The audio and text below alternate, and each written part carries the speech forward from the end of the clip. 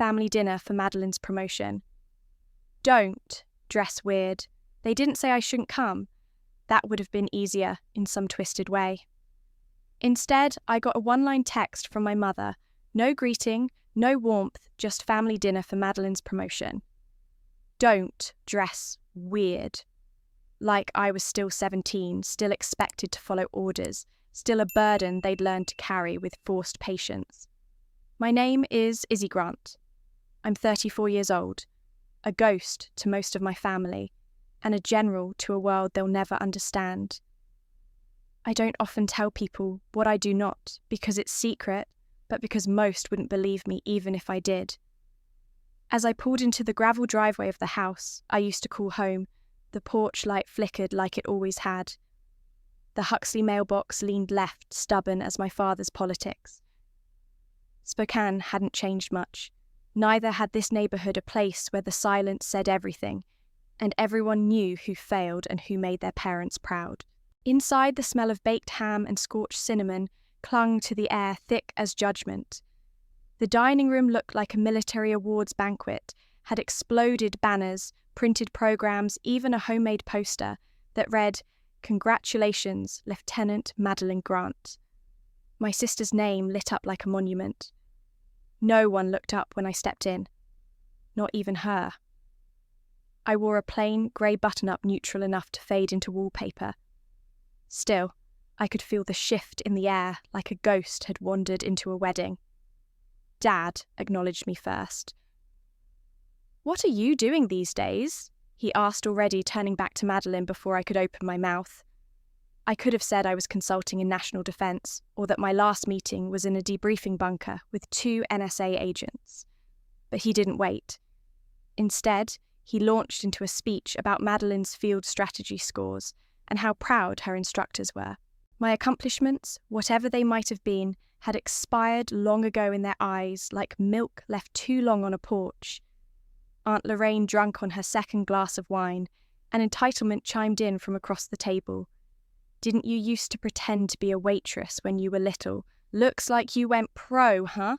She laughed like it was clever. I smiled, sharp restrained. "I'm better at performing now," I said. It landed clean polite. One of those lines that doesn't leave a bruise but makes the bone ache later. There were name cards at every seat except one. Mine. No one noticed. Or maybe they did and chose not to care. My mother, catching my stillness from across the room, blinked like she'd forgotten I was even there. "Oh, right. You can sit outside. There's a folding chair by the grill." No apology. No offer to rearrange a chair or make space. Just a redirect, like you do with a stray. So I sat alone outside next to the humming propane tank. The metal of the chair was cold against my spine, and the porch light buzzed faintly overhead. Through the window, I watched the party unfold. Meline in full dress blues, laughing with a cousin holding her wineglass like a medal. Occasionally, her eyes drifted toward me. Not cruel, not kind, just conflicted. Like she was trying to place me. Like maybe I was a face she once knew from a childhood she no longer claimed. Behind the sliding glass doors, the laughter surged again. Someone toasted. Another shared a remember when. I didn't exist in any of the memories. Not one. Later, I wandered the hallways, pretending to look for the restroom. The photo wall hadn't changed. Meline and Dad at Fort Carson. Meline with her first medal. Meline and Mom on the family cruise I'd never been invited to. Not one picture of me. Not even from childhood. Beneath each frame, a little brass tag with dates and titles. Best Cadet 2022. Leadership Camp Excellence Latiz. Grant Commissioning Day. No room for ghosts, I guess. In the kitchen, I overheard Uncle Ben tell Meline, "You're lucky you're not an only child like her. Without competition, some folks just stop trying." He didn't say my name. He didn't need to. I turned toward the fridge and poured myself water. That small act felt defiant. I was still here, still breathing, still me. Just not the version of me they could tolerate. Back on the porch, my phone buzzed, an old device encrypted untraceable to anyone in that house. I slid it open. A message pulsed across the screen. Fort Irwin. Observer role. Security Council oversight. I smiled for the first time that evening, lips barely curving. I closed the device, tucked it into the inner pocket of my coat.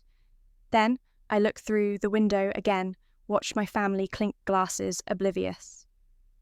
There's a unique kind of loneliness when your own blood forgets to make space for you, when they build altars to someone else's glory and don't leave a single stone for you to sit on. But that night, I realised something else. I didn't need their seat at the table. Someday, they'd have to make room. Maybe not tonight, maybe not with applause, but in memory, in hindsight, in silence, because I had 5 stars in my pocket, and the world was about to remember the sister they thought they left behind. But to understand how I got there to a title no one in my family believed I could ever earn, you have to understand where they thought I went. The year I left ROTC, the narrative was simple. I couldn't handle it. The heat, the pressure, the chain of command. They called it a breakdown. Some said I flinched at responsibility. Others whispered I'd always been too soft, too odd, too emotional for uniform life. My mother blamed it on my artsy phase, as if mental exhaustion could be cured by knitting or playing piano. My father didn't speak to me for 3 weeks after the official withdrawal letter came. And Meline, she called me a civilian, spat it like an insult. I remember that word more than I remember the silence. Civilian. As if being one made me lesser. As if losing yourself meant you weren't trying hard enough. But what no one asked, not even once, was what it cost me to walk away. No one asked why. Not really. They didn't see the panic attacks that hit like mortar shells during early morning drills. They didn't notice the tremble in my hand when I held my rifle, or the way my body clenched every time an instructor raised his voice. I didn't quit because I lacked grit. I left because I was disappearing. One day, I looked in the mirror and didn't recognize the girl staring back at me. Her smile was gone. Her eyes were dull. She looked like a uniform on a coat rack shaped by structure, but empty inside. 3 weeks later, I signed a contract beneath a green flickering light in the back room of a government building no one ever talks about. The recruiter didn't smile. He didn't ask if I was sure, just handed me a thin folder of pen and said, "Read it twice. No second chances." The contract wasn't with the army, not officially. It was a shadow directive, a loophole in a system designed to eat its own. I signed away my name, my history, my right to be seen. In exchange, I got clearance, training, purpose. My first ID card didn't bear the name Izzy Grant. It had a code, a barcode, and a digital signature so scrambled it looked like static. But when I held it in my hand, something inside me exhaled. It didn't carry my name. But for the first time in months, it felt like it carried me. I joined a covert intelligence unit, known only in whispered briefings. We didn't wear uniforms, we didn't salute, we didn't exist. My training wasn't about marching or formations, it was about reading faces in seconds, picking locks blindfolded, learning 6 dialects of Arabic well enough to improvise under fire. We worked in rooms with no clocks, no windows. Fluorescent bulbs hummed like tinnitus, and the air always smelled like metal and dust. My days blurred into simulations and surveillance dead drops and decryptions, the kind of work that doesn't make headlines but shifts borders. I became fluent in silence. I learned to let go of recognition, to hold power in the absence of applause. There was no family photo to send home, no updates, no medals. But I started to feel something I hadn't felt in years. Weight. Not the kind that breaks your back, but the kind that anchors you.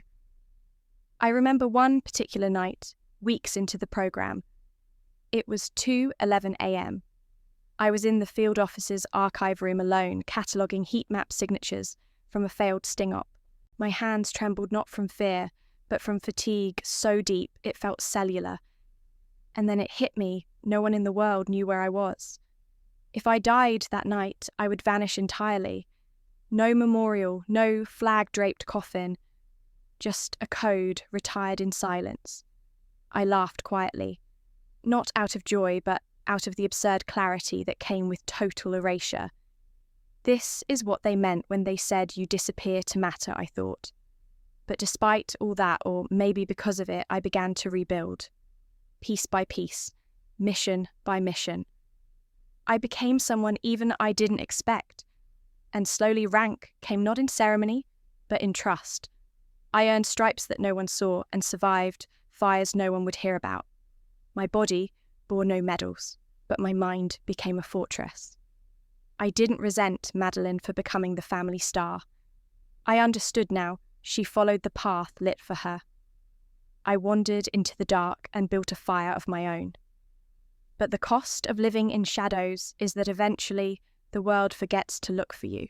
And maybe that's what they all assumed, that Izzy Grant the dropout, the disappointment just faded into a quiet civilian life, somewhere probably managing a bookstore or teaching third grade. That suited them. It was easier to believe I'd failed than to ask whether they ever saw me to begin with. So I let them believe it. Let them speak of me in past tense. Let them toast my sister while I sat outside with 5 stars in my pocket and years of unspoken sacrifice in my bones. Because I hadn't failed. I had transformed. And someday, soon they would have to face the truth. The girl they erased had become the ghost they couldn't outrank.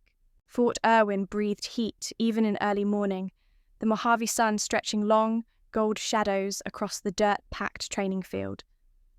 The cadence of boots striking earth echoed like war drums, rhythmic, relentless. I arrived before the first formations, slipping through the side gate like a phantom in pressed black and a badge with no name. My ID bore a serial tag that could only be decoded by 3 people on base. Not a rank, not a title. Just a whisper of who I'd become. I chose a seat in the second row of the guest bleachers, low profile, tucked behind a civilian contractor and an admin clerk who kept checking her watch. I didn't need to be seen. I needed to see her, Meline. She stood in formation, spine, straight jaw, set every inch, the image of discipline. From this distance, I saw all the ways she looked like me before the world made me vanish. But she wouldn't see it. Not yet. Drill Sergeant Jason Bruckner paced the line, barking orders with a voice like gravel and thunder, and he was a legend among recruits said to have once chewed out a lieutenant colonel for slouching in inspection. Now he sliced through the morning haze like a blade. I hadn't seen him in years, but his silhouette hadn't changed. Neither had his instincts. His eyes swept the bleachers in a lazy arc, then stopped, locked on mine. A flicker of recognition, then something else. He stiffened, turned, and marched straight toward me. Conversations in the rows ahead faltered. Recruits shifted. The air changed, became something tight, electric. Bruckner halted 2 feet in front of me, spine locked. Then, with absolute clarity, he snapped into a salute.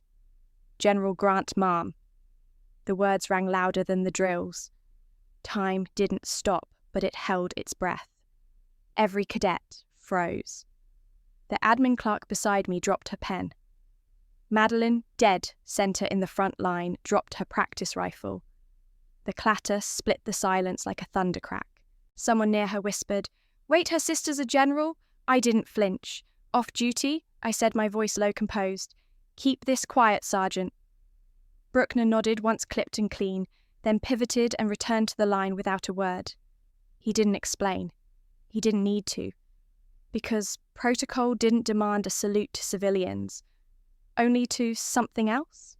Something they weren't prepared for. The drills resumed, but the air had shifted. I saw it ripple down the line like static. Heads turned, eyes flicked toward me with a mix of curiosity and caution. Not fear, just the fragile silence that follows when people realize the story they've told themselves might not be true. Meline didn't look at me right away. She stood frozen, rifle retrieved, jaw locked. But her stance wavered barely, enough for me to see the tremble of confusion in her grip.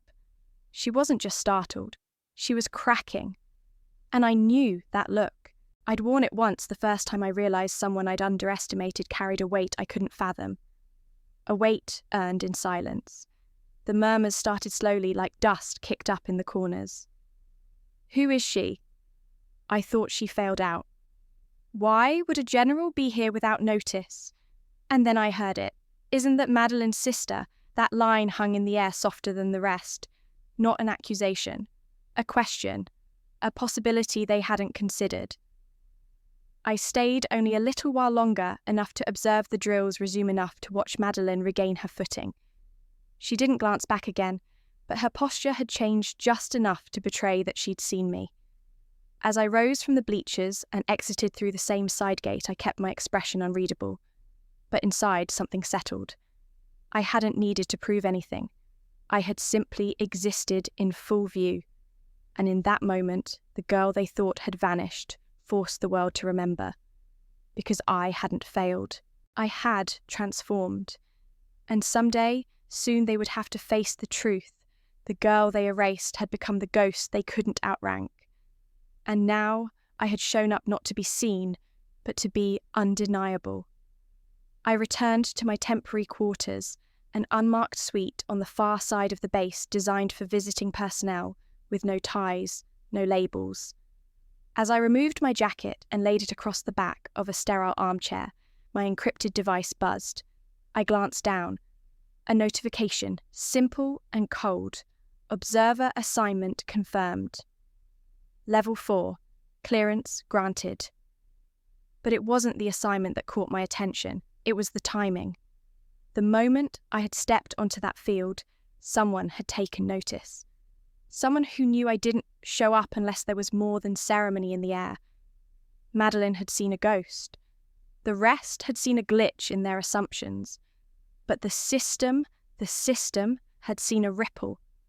And that meant something deeper was stirring beneath the surface of that salute. Meline couldn't sleep that night. The bunk felt too stiff, the sheets too clean, her breath too loud. Questions spun like loose rounds in her mind. Who was Izzy really? What kind of authority made Bruckner salute without blinking? Why had no one ever told her? Why had Izzy never told her the questions didn't burn? They ached. A slow, gnawing ache that rooted in the part of her that had once idolized her sister before resentment had drowned it. At 03:17, she finally gave in. She swung her legs over the side of the bunk and quietly reached under her cot for the old duffel bag Izzy had handed her a year ago. At the time, she'd assumed it held gym clothes, maybe an old sweatshirt or spare boots. She'd never opened it, never cared enough to look. But now her hands trembled as she unzipped it, slowly, careful not to wake her roommate. Inside were standard issue fatigues, well worn but immaculately folded. A field manual with scribbled notes in shorthand code, and at the very bottom, tucked inside a hidden flap, was a small, metallic device, no larger than a dog tag, but heavier than it should have been. Her heart thudded once hard. This wasn't gear. It was something else. She slipped it into her tablet's port, her thumb hesitating over the power button. Then she pressed. The screen went black then. White text pulsed onto it like breath fogging a mirror. Restricted, shadowette clearance required. Meline leaned in. The glow from the screen lit her face in shades of blue and ghostly white. The words didn't mean much, not yet. But instinctively she knew she wasn't supposed to see this. She tapped again. The device flickered, then blinked once more. Temporary cadet credentials. Accepted. Limited scope. Entry. A soft click then, access. The screen filled with lines of data folder trees operation codes she didn't understand. Embedded videos labelled with dates and code names. maps of locations she couldn't pronounce, faces blurred out, entire documents redacted. And still, it was all real. She scrolled slowly, her hand shaking. In one archived file, she spotted a timestamp from 2 months before her sister vanished from their lives. The location, Eastern Europe. The title, Operation Candor. The operator redacted, but next to it was a codename IG, a set of initials she'd stopped thinking about years ago. Meline whispered under her breath, "Izzy." A low hum filled the room as the device processed another level of access. The folders began to pulse, warning red now. A final prompt blinked. Proceeding further may activate security protocol. But Meline couldn't stop. Curiosity wasn't what drove her anymore. It was a rising, nauseating guilt. All the times she'd mocked Izzy's silence, all the smug promotions and celebratory dinners where her sister was a ghost in plain sight, she needed to know who she'd erased. She clicked through. The screen cut to black. Then a single phrase appeared in cold digital font. "You are now being observed." Her stomach dropped. The tablet buzzed once, then shut down completely. Dead. The room returned to darkness, the silence thick with consequence. Meline sat frozen, the device still warm in her lap, heart pounding in her throat. That wasn't just military data, it was something bigger, older, dangerous. And her sister had carried it like it weighed nothing, like it had always been a part of her. She looked around, half expecting someone to burst in. But nothing came. The world outside the barracks was quiet, but her world had already cracked open. She wasn't just Meline Grant Starr, cadet, lieutenant in progress. She was now tethered without permission to a world she couldn't even define. Somewhere deep inside, she felt a door had opened, and even though it had slammed shut again, something had slipped through. Izzy wasn't just someone who walked away, she was someone who walked beyond. And Meline had just taken her first step into that same shadow. The alert came at 03:47. Not a ping, not a soft vibration. A full spectrum breach signal lashing across my secure line like a whip in the dark. I was still in the guest quarters at Fort Irwin, nondescript with blackout curtains and an air vent that hummed louder than it should have. My hands moved before my mind caught up. I pulled the encrypted device from the safe, entered the cipher key, and watched the screen bloom into red. Unauthorized access detected. Origin internal node. Profile tag Huxley Alpha. My old clearance. Burned, retired. Supposed to be irretrievable. My breath caught. That tag wasn't just mine. It was mine from before, from the field, from before command, before I had a name that carried weight. That identity had been buried for a reason. Within an hour, I was in the Strategic Coordination Wing, standing across from Major Cecilia Penn. She didn't rise from her seat. She didn't offer water. The room smelled like ozone and cold coffee, lit by screens that pulsed with warning code. She stared at me, pen clicking in rhythmic challenge. "General Grant," she said, "we've logged a system irregularity tied to a classified credential one that maps back to your former deployment." "I'm aware," I replied, "but it wasn't me. That's insufficient." Her tone was flat, unreadable, like a blade held just beyond the skin. The ID triggered a subroutine buried within Alderson React.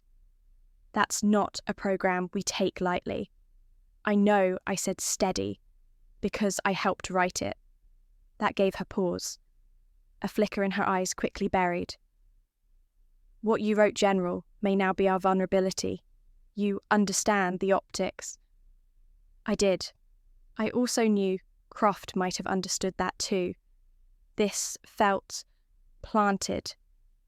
I leaned forward, not with arrogance, but with precision. "Then let me investigate. You'll need someone who speaks its language." She stared a beat longer, then slid a temporary admin token across the table. 36 hours, she said. After that, I notified Joint Command. Back in my quarters, I lit the screen, and ran diagnostics on the intrusion path. The trace was messy, cloaked, overwritten sloppily, but not unfamiliar.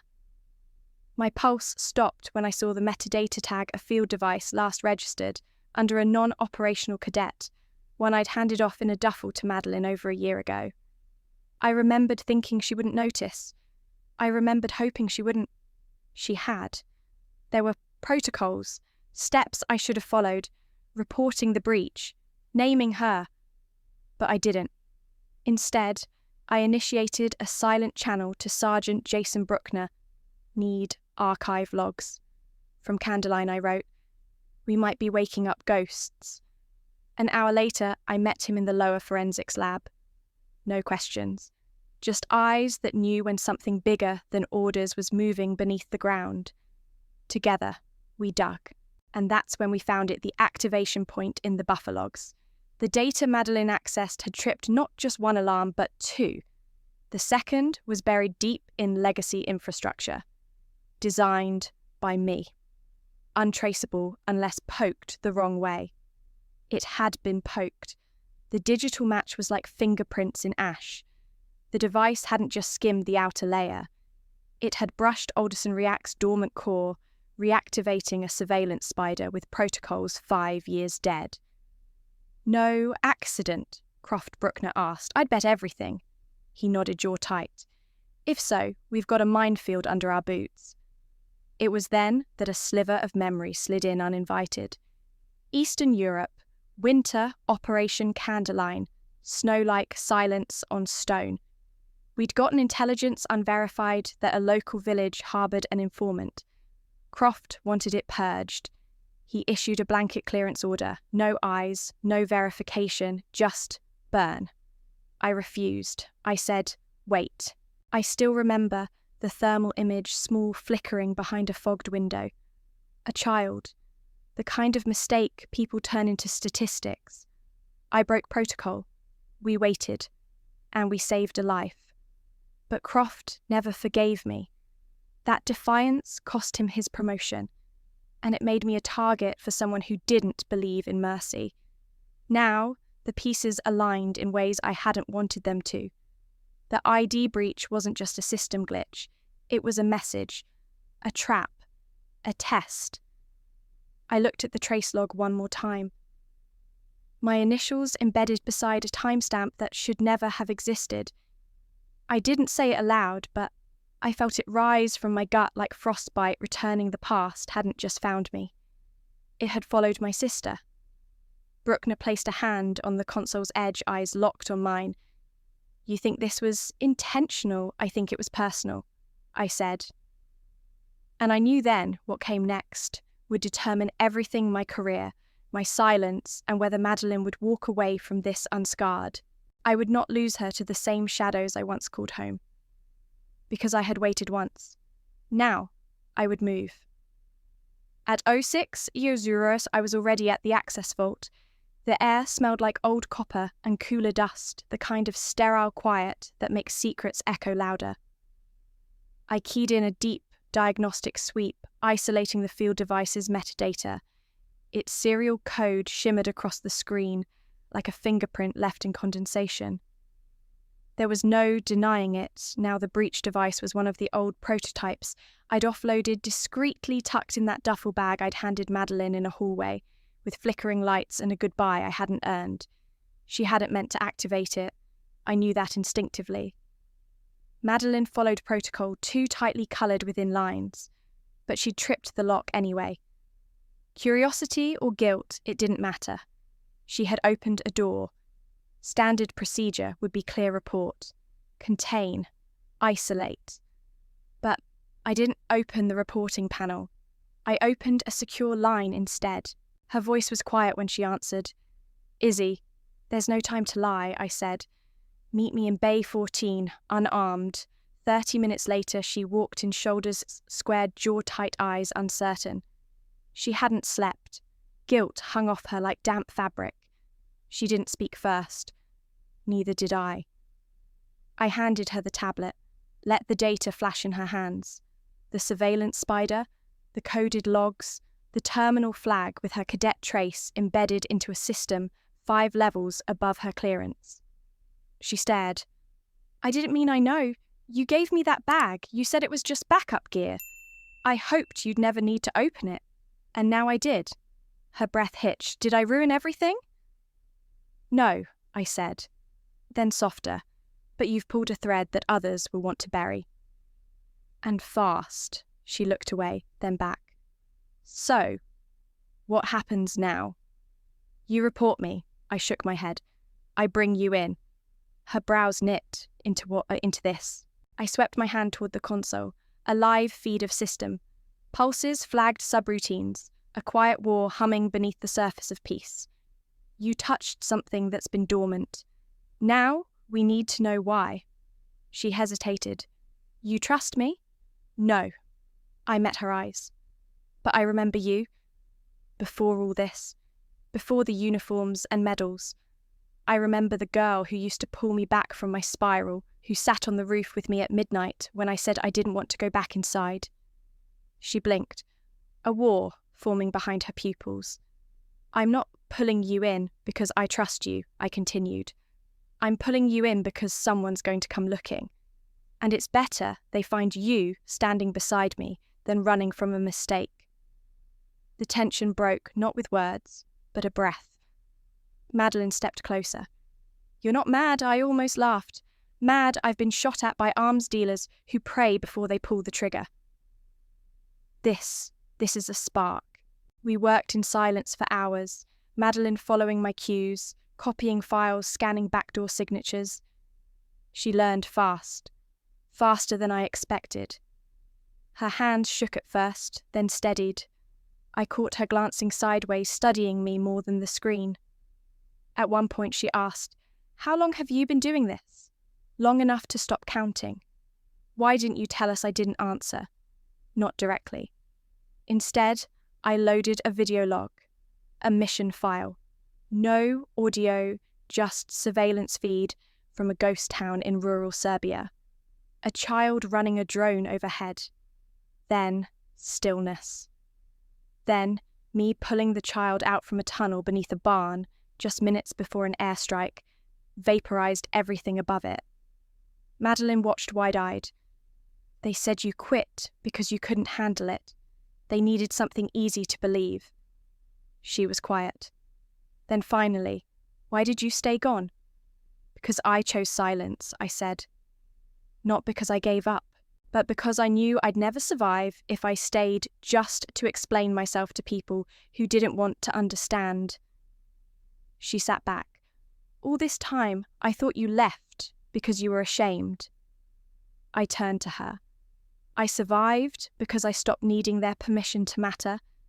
Meline didn't cry, but her shoulders did something small, a kind of folding, like a weight shifting.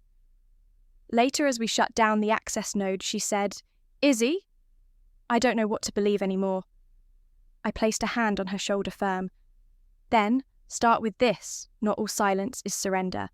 Sometimes it's strategy. And in her eyes, something shifted. The first crack in her inheritance of certainty. Because for the first time, she saw me not as the sister who vanished, not as the failure who couldn't hack it, but as someone who chose a different kind of war. Someone who walked away, not to disappear, but to return stronger. Someone who had never stopped fighting. We started combing through the spiderweb of code left in the system. It was like navigating a minefield in pitch black. Every click, every line of script had the potential to trigger something we couldn't unsee. The further we dug, the older the echoes became.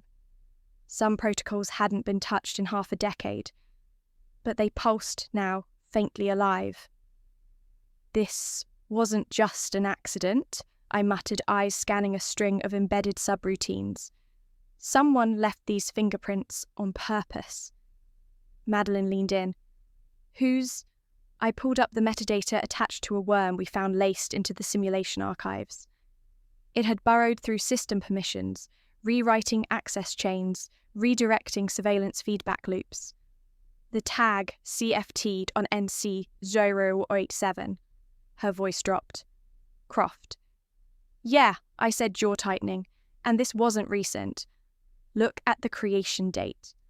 5 years ago, he's been planting this for half a decade, and now it's active again because you brushed it. Madeline's mouth opened, but no sound came. She stared at the screen, realizing she hadn't just triggered a system breach, she'd lit a fuse on something long buried. The worm wasn't designed to steal data. It was designed to alter logs, fabricate discrepancies, build an artificial paper trail. All of it pointed to one inevitable narrative that I, General Isabel Grant, had rerouted strategic SIM data for unauthorized intel extractions. They're going to frame you, she whispered. They've already started. Bruckner joined us later that afternoon, stepping into the room with his signature gravel-heavy voice. You're digging in old graves, he said without greeting. We found Croft's code, I replied. Bruckner's face didn't move, but something shifted in his stance. Then, it's happening. What is Meline asked. He sat across from us, eyes distant. There was a mission, 5 years back, Arctic periphery. Communications went dark after insertion. Command assumed the worst. Ordered a fallback, but we stayed. Because of her. He nodded toward me. Izzy rerouted drones to sweep for heat signatures. Overrode the satellite uplink to pull thermal overlays. Found us buried in a canyon beneath 30 feet of ice and metal. We were out of rations, one of us bleeding out. If she hadn't broken protocol that day, you wouldn't be here, I finished quietly.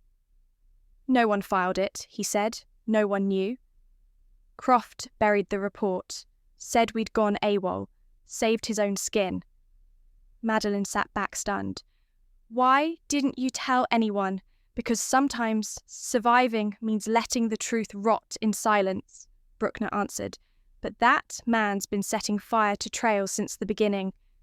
You weren't paranoid, Iz. You were hunted. The weight of those words settled heavily. This wasn't about one mission. It was a mosaic, discrepancies, removals, redirections, all pointing to a larger orchestration. Meline turned to me. And all this time, I thought the system protected the good ones. I didn't need to answer. Her expression held its own disillusionment. We traced the malware's echo deeper into simulation modules still in operation. It had infected the Sandstone Protocol, one of the live systems used for cadet combat training evaluations. That's your program, Meline said. I just ran it last week. Then your scores may already be compromised, I replied. Croft isn't just after me. He's trying to burn everything I touched, including you. She froze. He's erasing your legacy and rewriting the battlefield, Bruckner added. That's not just sabotage, that's control. The implications were massive. If Croft could corrupt Sandstone, he could influence entire strategic evaluations, train soldiers off bad data, reroute talent, pipelines, shift internal power. And if the trail led back to me, everything I'd built would collapse overnight. I leaned against the console, breathing deep. He's not just trying to ruin me, he's using me as kindling to ignite something bigger. Madeline's eyes narrowed. Then we put the fire out before he gets the spark. I looked at her, really looked. Gone was the rigid confidence, the blind faith. In its place was something sharper, tempered. Doubt had cracked her wide open, and what was rising from the fracture wasn't weakness. It was awareness. She turned to Bruckner. What else haven't I been told? He gave a small sad smile that most glory comes at someone else's expense. That night, I sat alone combing through simulation logs, aligning them with backup caches I'd stored off-grid. The discrepancies weren't just clear, they were orchestrated. Subtle pattern shifts score inflation false scenarios. Madeline's results had been tampered with long before she ever stepped foot into those drills. I pinged her, "Come back. You need to see this." She arrived minutes later, her hair tied back, face unreadable. "Your entire performance track was elevated," I said. "He set you up to shine so I'd seem obsolete." She studied the overlay silence thick around us. Then, how much of it was earned? That's not the right question, I said gently. You earned who you became, but he manipulated how they saw you. Her voice was low. And how I saw you. I didn't respond. I didn't need to. She turned toward the screen again. We bring him down. And I knew then she wasn't following me anymore. She was walking beside me. We didn't have to wait long. Croft had grown arrogant, sloppy in his shadows. The more we unearthed, the more trails he left. It was almost as if he wanted someone to find him now, as if the chase itself had become his final game. Bruckner coordinated a data sting, a falsified systems review routed through a dummy terminal, flagged as high-level inquiry, disguised just enough to prick Croft's paranoia. It worked. Within 12 hours, a ghost signal appeared on the network, a remote access attempt from an off-grid server tagged to an old ops channel, one only a handful of former agents would even remember. One of them was Croft. We traced the signal to a nondescript building on the outskirts of Carson City, Nevada. Grey brick, no sign, no movement. The kind of place where records go to disappear and people become ideas. I led the extraction team myself. 3 agents in civilian garb. 1 drone on silent hover. Entry was clean. No alarm tripped. The door was even unlocked, as if he'd been waiting. Croft stood inside, sleeves, rolled a half-drunk cup of coffee, steaming on the table beside a tower of shredded paper. He didn't reach for a weapon, he didn't flinch, just looked up and smiled. General Grant, he said, or is it just Ghost now? We know what you planted, I said evenly. You're done. He chuckled low and sardonic. Oh, Isabel, you always did mistake silence for safety, but you can't live off conscience forever. Eventually, the system cashes in. I didn't rise to it. Funny. That's what people say when they've spent their careers burying evidence. He stepped forward slightly, his gaze a cocktail of contempt and amusement. You think this ends with me in cuffs? You think removing me changes the architecture? I didn't build the system. I just used it better than you did. Bruckner stepped into frame behind me, weapon lowered but ready. You used it like a coward. Croft didn't blink. And you still chasing medals from a woman who doesn't even exist on paper. He turned back to me. That's the part that keeps me up, you know. All your brilliance, all your defiance. And for what? No rank that sticks. No awards. No one even knows what you've done. When you're gone, Izzy, the world won't remember you. You'll be a code that no one deciphers. I stepped forward close enough to smell the caffeine on his breath. You're wrong. He tilted his head. Am I? I'm not here to be remembered, I said. I'm here to make sure people like you don't get to rewrite what matters. My name doesn't need to survive. The work does. That stopped him, just for a second. A flicker, not fear, but something close to regret. Then he laughed again, sharp and joyless. You haven't changed, still clinging to nobility in a field that erases saints faster than sinners. Bruckner moved forward and cuffed him silent and surgical. Croft didn't resist. As he was led past me, he leaned in. You're not the ghost, Isabel. You're the sacrifice. I didn't answer, but Meline, watching from the corner of the room, stepped forward. And sacrifices changed the war. We transported him under black seal. No headlines, no trials, just an internal sweep that would never see daylight. But it was done. He was gone. And for the first time in years, the weight shifted. Later that night, Meline found me on the rooftop of the Strategic Coordination Building, the city blinking beneath us like static. She handed me a sealed envelope. Security Council's initial report. They want your full debrief in 48 hours. I didn't open it, just let the silence breathe. She stood beside me, arms folded. What he said, about no one knowing you. Did that ever scare you? I turned to her. Every day. But that's the point, isn't it? We don't do this so they'll know us. We do it so they'll never have to know the worst that could have happened. Meline looked down at her hands. I used to think rank was everything. That being seen was the same as being strong. And now her voice was soft. Now I think being strong means protecting people who'll never thank you, even when they forget you. I nodded. That's the job. The wind picked up. Somewhere below, traffic hummed like the world hadn't just tilted slightly on its axis. She asked, "What happens now?" I looked out at the skyline pole steady. Now we show them how to rebuild it better. And for the first time, I wasn't alone in that answer. The trial wasn't held in a courtroom. It never is in our world. It was an inquiry hearing internal, classified cold.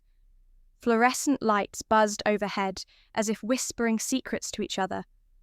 A long metal table divided the room, Izzy on one side, a panel of officers on the other. Croft sat in the corner, chained to silence, but his presence echoed like a threat in every breath.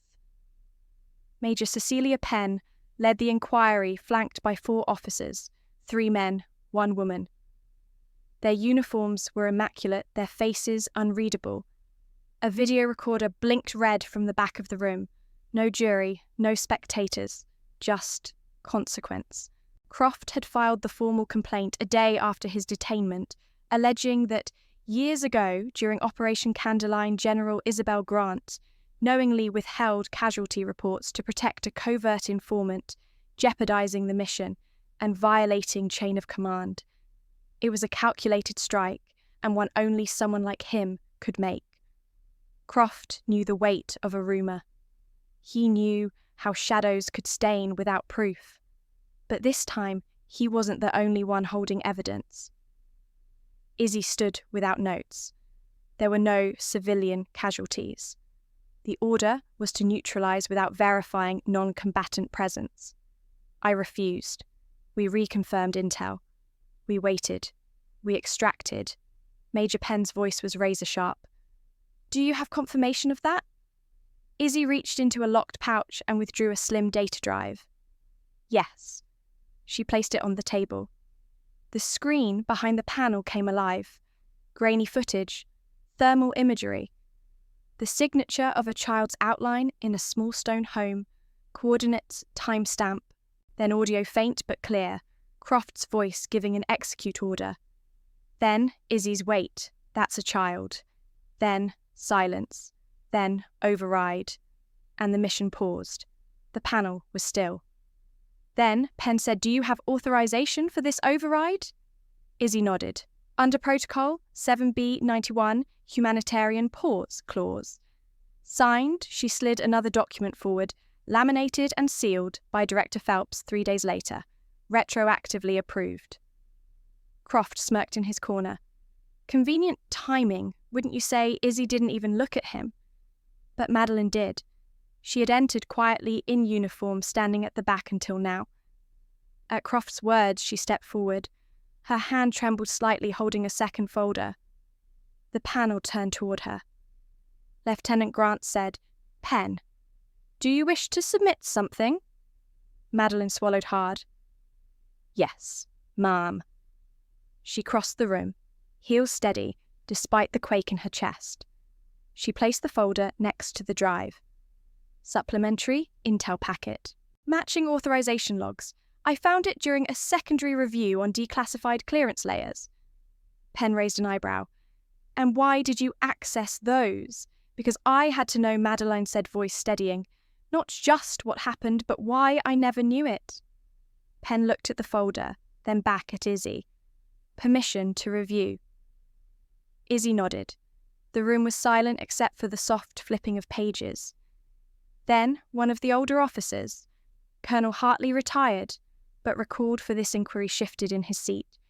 He wore ribbons like battle scars, thick brows drawn together in a slow, painful realization. "I remember this," he murmured. "The child... There was a report that disappeared before it hit chain." Croft's jaw tensed. Hartley leaned forward. I covered for Croft once. He told me the data was inconclusive, that the override was impulsive. His voice cracked not from age but from weight. He lied.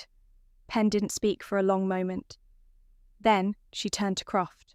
You knowingly filed false casualty data and attempted to bury counter-authorizations. Do you deny that Croft didn't answer? Izzy looked at Meline, her gaze both fierce and grateful. For the first time, she wasn't fighting alone. Meline returned the look, her voice quiet but clear. I used to think silence was strength. Now I know it's choice. Penn stood. General Grant, Lieutenant Grant. This inquiry finds no fault on your conduct.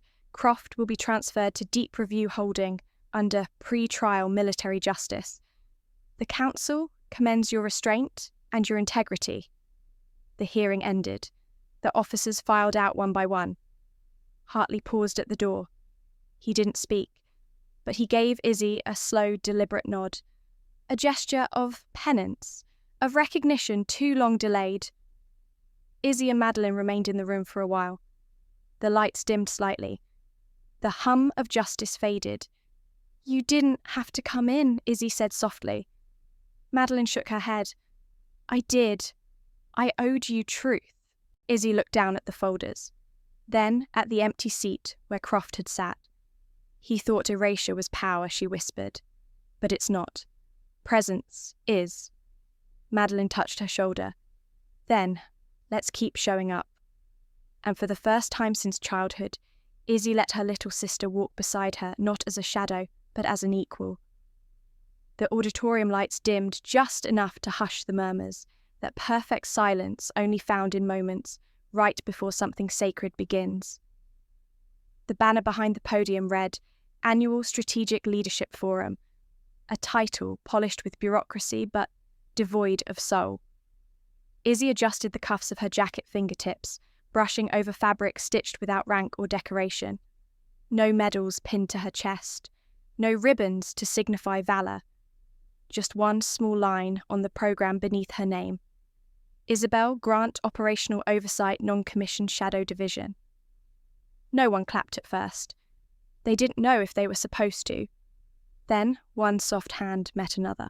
Applause slow but steady spread like thawing frost. Izzy stepped up to the podium, eyes calm, voice steady. I won't keep you long, she said. I don't have a PowerPoint or a catchy acronym. Just a truth I carried in silence. She looked across the room. Officers, cadets, policymakers, and in the back row, Meline. We spend a lot of time here talking about metrics, strategy, outcomes. But leadership isn't what you see on a chart or a scoreboard.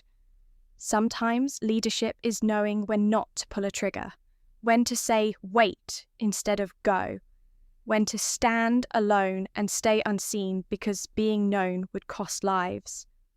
A ripple moved through the rows. A few heads nodded. One officer scribbled in the margins of his notebook. Izzy continued, I've led missions where no one knew my name. I've carried entire teams out of war zones and disappeared before the sun rose, not because I wanted anonymity, but because I chose people over promotion, dignity over decorations. You won't find me in the Hall of Heroes, but I'm not here for that. She paused, eyes drifting to Meline. I'm here because there's another generation watching now, watching how we choose to carry power. Izzy stepped aside then, and in that pause of breath she gestured. Lieutenant Grant, would you join me? A beat of confusion. Then movement.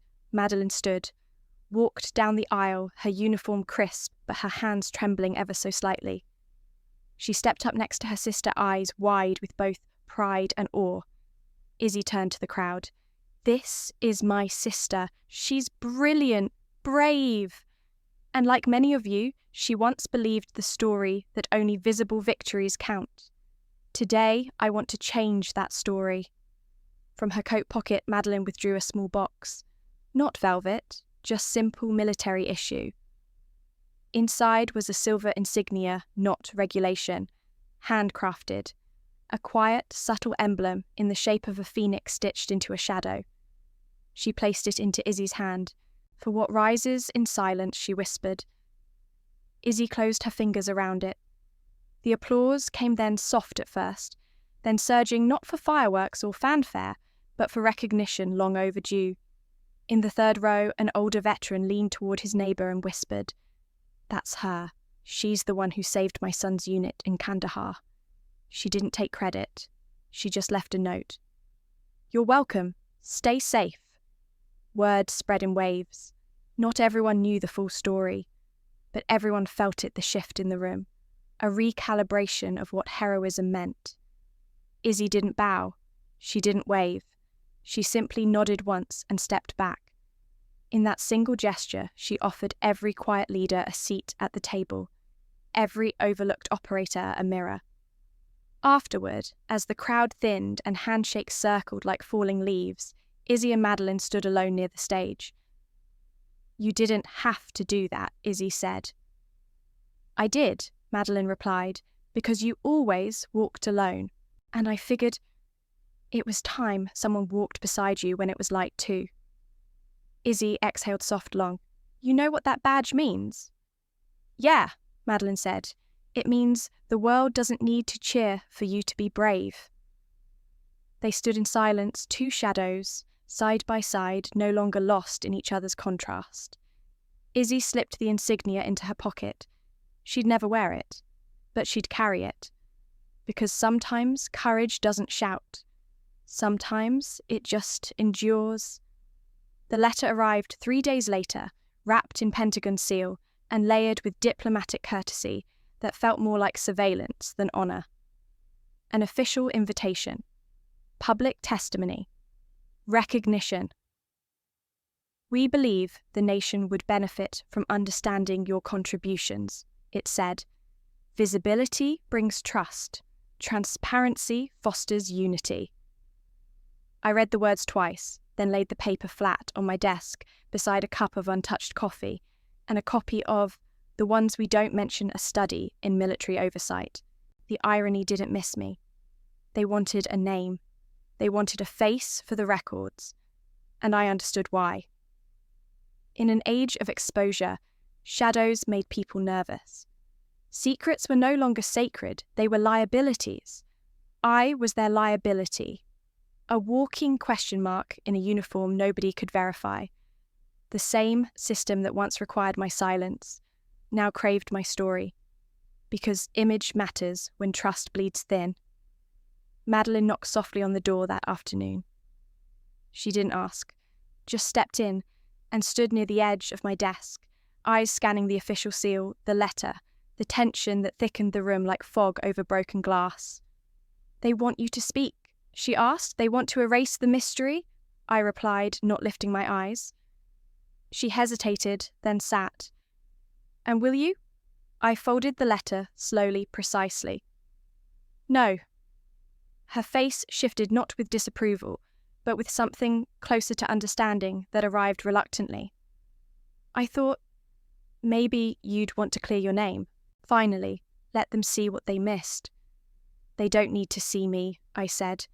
"They need to remember why silence sometimes saves more than applause ever could." Later that night, I drafted my reply.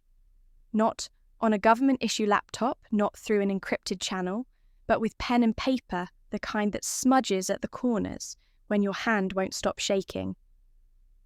I wrote slowly, intentionally. "To whom it may concern, I understand the value of record. I understand the hunger for closure for a narrative wrapped in medals and measurable sacrifice.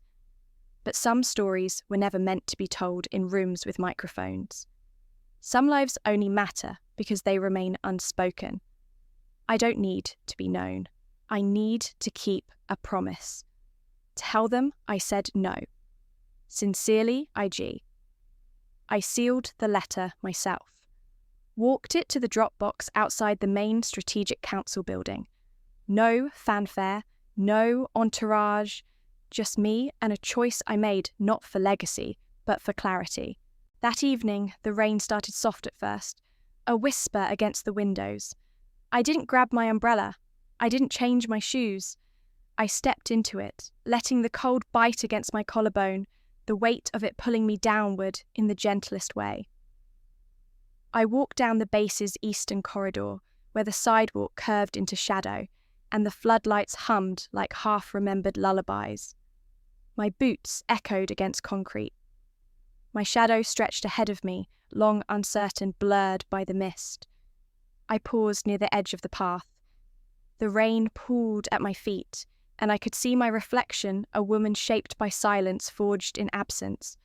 I thought of all the names I never used, the operations I never signed, the medals I'd never wear. I thought of the villages spared because I hesitated, the children shielded because I disobeyed, the soldiers rescued because I whispered, not shouted. And I thought of Meline, her voice steady now when she said, "We bring him down," her eyes no longer searching for applause but for accountability. She would inherit the system I fought to fix, and maybe she would reshape it with the cracks I left behind. I stayed out in the rain long after my uniform soaked through the fabric, clinging like consequence. The guards on rotation didn't stop me. They recognized that kind of stillness, that kind of mourning. A light flicked on in the barracks across the field, probably Meline sleepless again. I didn't wave, I didn't move. But I imagined she knew, that in some way the rain carried its own kind of transmission. In the distance, a small boy on patrol, with his father, an enlisted tech officer, ran ahead in a yellow raincoat. He paused, looked at me, then smiled and saluted with clumsy hands. I nodded back, no gesture, no words, just presence. And that I realised was enough. I returned to my quarters just before 0200, peeled off the wet layers, lit a single candle beside my cot, not regulation but tolerated. Its flame flickered uncertainly like every memory I kept locked behind classified doors. I didn't need a platform. I didn't need a podium. I needed to keep my word. Because years ago, in a collapsing village in the Balkans, I promised a mother I'd get her child out. And I did. And I told no one. And that child lives today, under a name I'll never speak in a country that doesn't know I bled for its peace. That is what silence keeps safe. The next morning, Major Penn called me into her office. She said the council was disappointed but unsurprised. I nodded. She didn't ask why. She didn't need to. I told them you wouldn't go, she said. Then, after a beat, you could have had your name etched into granite. I met her eyes. That's not where I belong. Penn, ever the tactician, gave the smallest smile. Still, granite wouldn't have suited you anyway. No, I said. Mist and memory suit me better. I stepped out into the day. The rain had stopped, but the ground was still wet. My reflection followed me again, faint now, but there, and I carried on. Before dawn, Fort Irwin hummed with anticipation. Another mission, another departure. I gathered my kit in the quiet of the communications room, each piece folded and secured with precise purpose. The silver insignia Meline had gifted me lay on the desk, polished and reflective, despite its humble design, a phoenix rising from shadow. I slipped it into my pocket, feeling its weight settle not on my chest, but in my pulse. It reminded me that courage isn't always visible, but it always leaves an imprint. A soft knock sounded on the door, and in stepped Meline, her dress. Blues crisp her gait, measured determination clear. She extended her old military duffel, the same one she'd never unpacked now, fresh and lined with care. Her free hand held something small, metallic familiar. I realised she had polished my first rank, pin-forgotten relic of the girl I used to be. She stepped forward with that insignia in her palm. She stood at attention for the first time in our adult lives, her face solemn. "General Grant," she said, voice trembling slightly. Then she hesitated, and with a deep breath, she softened into a salute. My heart stopped. Tradition, honor, history, all radiated in that gesture. And then she stepped forward and embraced me as a sister, not a subordinate. It was the tightest hold I'd felt since leaving the house that night years ago. No words were needed. When we finally parted, she placed the pin on my desk. "For what you chose in silence to keep instead of lose," she whispered. She paused and touched my arm. "I know who you are." I nodded, emotion caught in my throat. "And I know who you became." She turned and left the door closing quietly behind her. I sat at the desk and retrieved an envelope from the top drawer, my only memento more private than the insignia. I hadn't meant for Meline to open it until she'd needed it. But here we were. On the front of the envelope in my handwriting, I'd written, "If one day you forget who you are, read this." Inside was a letter, reminders of her integrity, the quiet strength she carried, the mark she'd left on me. I left it folded in the duffel she carried away, a gift hidden from public record. An announcement came our sortie would depart at 600. I packed the last gear, layering maps and directives. Outside, the desert sun began its ascent. The runway stretched flat and empty save for our C-130. I walked out carrying my bag and reflexively touched the space on my coat, where medals would go empty but mine in memory. There on the tarmac, Meline stood a small silhouette against the horizon. She nodded, once assurance shining in her eyes. My heartbeat steadied. I reached out, placing the polished pin in her hand. "Keep it," I said, though she didn't realize, "for when you need to remember." She blinked, then saluted again, sharp this time. I returned it with equal precision. Only when the plane's engines roared to life did I realize the tears threatening the edge of my vision. I didn't wipe them. I didn't hide them. They felt like permission.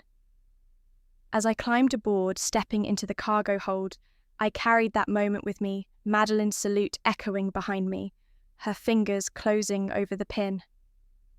Once secured in the co-pilot's seat, we taxied, took off, and climbed into the clear sky. I opened my flight bag and found the old photograph. I carried a unit shot from Eastern Europe, the snow, falling softly around us, faces half hidden by thermal gear. On the back, I'd written, "Honor isn't what they see. It's what you keep when no one looks."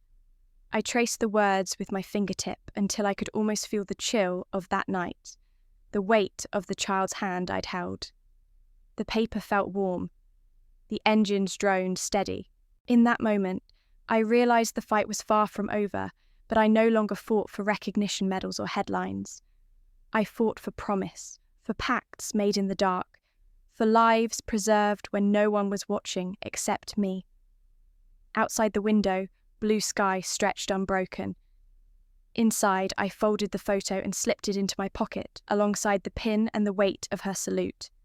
I closed my eyes and exhaled. They may never write my name in marble. They may never speak of the missions I led or the lives I spared. But somewhere beyond these walls, beyond these borders, my sister understands. And that is enough. Maybe you've been there too, sidelined at someone else's celebration, mistaken for the background erased from the story you helped build. Maybe you felt like a ghost in your own life. If that's you, this story is yours too. Because honor isn't always loud. And not all heroes wear names people remember. Sometimes the bravest thing you can do is keep going. Quietly, consistently, until one day someone looks up, not with pity, but with respect. So, if this story touched something in you, stay. Subscribe. There's room here for those who walk in shadows.